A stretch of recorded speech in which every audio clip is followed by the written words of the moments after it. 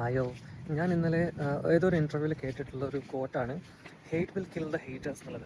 അതായത് നമ്മളാരെങ്കിലും ഹെയ്റ്റ് ചെയ്യുന്നുണ്ടെങ്കിൽ നമുക്ക് അത് ബാധിക്കുന്നില്ല. I'm not getting affected if someone hates me. പക്ഷേ eventually a person who ever it may be, അവർ ആ ഒരു ഈഗോ അല്ലെങ്കിൽ ആ ഒരു ഹേറ്റ്രഡ് ടുവാർഡ്സ് സംബഡി, അല്ലെങ്കിൽ ഒരു angry, grudge, frustration, whatever, the more you keep those negative energy within yourself, അത് ഇവൻച്വലി ആ ഒരു പേഴ്സണെ തന്നെയാണ് ഡിസ്ട്രോയ് ചെയ്യുന്നത്. You will not have peace of mind, you will not have proper sleep. അങ്ങനെ എത്രത്തോളം നമ്മൾ ആ ഒരു നെഗറ്റീവ് എനർജി അല്ലെങ്കിൽ നെഗറ്റീവ് ഇമോഷൻസ് നമ്മുടെ മനസ്സിൽ വെക്കുന്ന, അത് നമുക്ക് തന്നെയാണ് കേട്.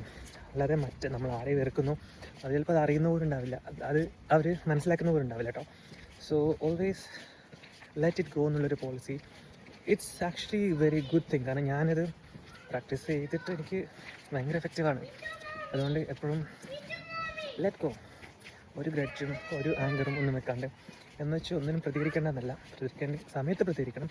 ബട്ട് ആ ഒരു നെഗറ്റീവ് എനർജി നമുക്ക് എപ്പോഴും ഇങ്ങനെ കീപ്പ് ചെയ്തിട്ട് അതിനുവേണ്ടി നമ്മൾ സ്വയം ഇല്ലാതാവുന്നൊരിതുണ്ടല്ലോ, അതിൻ്റെ ആവശ്യമില്ല. Have A good day.